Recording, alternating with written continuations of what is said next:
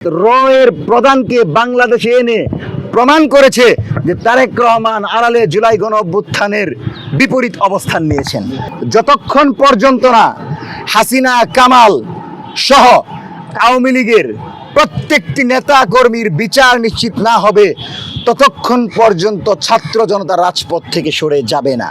সাংবাদিক বন্ধুগণ, আপনারা জানেন মঞ্চ 24 জুলাই গণ অভ্যুত্থান স্মৃতি জাদুঘরে এসে পরিদর্শন করেছে দীর্ঘ 16 বছর আওয়ামী লীগের ফ্যাসিবাদী কাঠামোর মাধ্যমে বাংলাদেশের জনগণের উপর যে ধরনের জুলুম নির্যাতন করা হয়েছিল তার বিভিন্ন ঘটনা আমরা এখানে দেখতে পেয়েছি কিভাবে প্রশাসনকে কাজে লাগিয়ে হাসিনা বাংলাদেশের জনগণের উপর গণহত্যা চালিয়েছে। এই পরিদর্শনের পর আমরা অত্যন্ত একটি স্পর্শকাতর বিষয় আপনাদেরকে বলি যে জুলাই গণ অভ্যুত্থানে আমরা যুদ্ধ করেছি, সকল রাজনৈতিক দলগুলো তাদের জায়গা থেকে লড়াই করেছে, কিন্তু এই লড়াইটাকে বাংলাদেশের আপামর জনতার কাছে তুলে ধরেছিল সাংবাদিকেরা।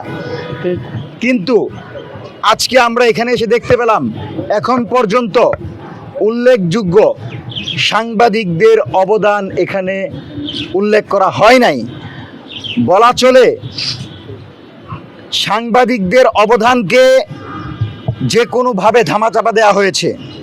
যেখানে শাপলা হত্যাকাণ্ডের কথা আছে স্পষ্টভাবে, যেখানে পিলখানা হত্যাকাণ্ডের কথা আছে, জুলাই গণহত্যার কথা আছে, ঠিক সেখানে যদি সাংবাদিক ভাইদের অবদানের কথা তুলে ধরা হতো তাহলে আমি মনে করি সেটা পূর্ণতা পেত। আমরা দেখতে পেয়েছি যে নয়াদিগন্তের একজন সাংবাদিক তুরাব ভাই তিনি জীবন দিয়েছেন। সেই সাংবাদিকদেরকে যদি আজকে প্রমোট করা হয় তাহলে আপনাদের মতো সাংবাদিকরা সাহস পাবে সত্যকে সত্য বলে প্রচার করা। কিন্তু যদি সেই সাংবাদিকদেরকে ইগনোর করা হয়, তাদের অবদানের কথা অস্বীকার করা হয়, তাহলে ফারজানা রূপার মতো সাংবাদিকরা তৈরি হবে, কথিত সিনিয়র সাংবাদিক নিহারি আলমগীরের মতো লোকেরা তৈরি হবে। এটা অত্যন্ত স্বাভাবিক। সুতরাং তারেক রহমানকে অনুরোধ করব, মুক্তিযুদ্ধ মন্ত্রণালয়ের ইশরাক ভাইকে অনুরোধ করব, দ্রুত সময়ের ভিতর তুরাব ভাই সহ যে সকল সাংবাদিকরা তাদের আত্মত্যাগের মাধ্যমে এই জুলাই গণ অভ্যুত্থানকে ত্বরান্বিত করেছেন, ছাত্র জনতা আন্দোলনকে ছড়িয়ে দিয়েছেন এবং আমাদেরকে নতুন বাংলাদেশ দিয়েছেন, তাদের অবদানের কথা তুলে ধরেন।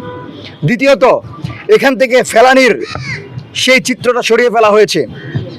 আমরা জানতে চাই যে তারেক রহমান ফেলানি হত্যাকাণ্ডের পর কথা বলল যে বিএনপি এটারই আন্দোলন সংগ্রাম করল আওয়ামী লীগের বিরুদ্ধে, সেই ফেলানিকে সরিয়ে ফেলার জন্য কারা চাপ প্রয়োগ করলো?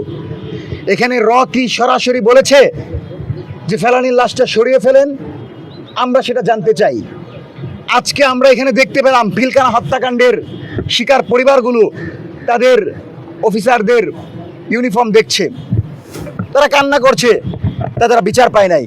কিন্তু যেই পিলখানা হত্যাকাণ্ড সরাসরি রয়ের এজেন্টরা প্রবেশ করে কিলিং করেছে, সেই রয়ের প্রধানকে আজকের এই দিনে বাংলাদেশে রাখা হয়েছে, বাংলাদেশে তাকে নিয়ে আসা হয়েছে। আমাদের আড়ালে আমাদের গণহত্যাকারী, বাংলাদেশের স্বাধীনতা সার্বভৌমত্বের জন্য হুমকি খুনি অর্থাৎ রয়ের প্রধানকে বাংলাদেশে এনে প্রমাণ করেছে যে তারেক রহমান আড়ালে জুলাই গণ অভ্যুত্থানের বিপরীত অবস্থান নিয়েছেন।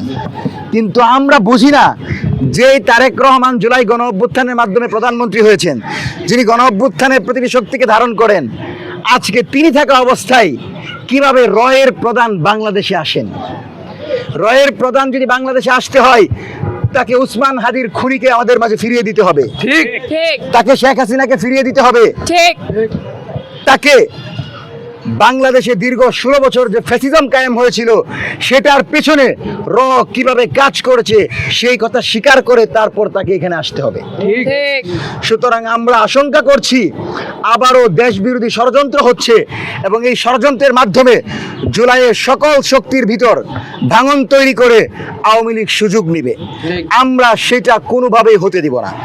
সুতরাং মঞ্চ 24 জুলাই গণ অভ্যুত্থান পরবর্তী বাংলাদেশে সকল অংশীজনের সমান স্ব স্বীকৃতির দাবি জানাচ্ছে।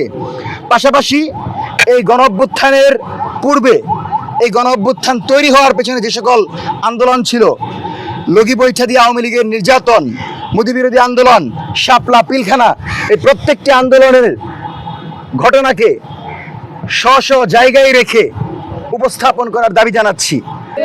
সর্বশেষ আজকে আমরা জুলাই গণ অভ্যুত্থানে স্মৃতিজাত করে এসেছিলাম। আমরা এখানে দাঁড়িয়ে শপথ নিচ্ছি, যতক্ষণ পর্যন্ত না হাসিনা, কামাল সহ আওয়ামী লীগের প্রত্যেকটি নেতা কর্মীর বিচার নিশ্চিত না হবে, ততক্ষণ পর্যন্ত ছাত্র জনতা রাজপথ থেকে সরে যাবে না।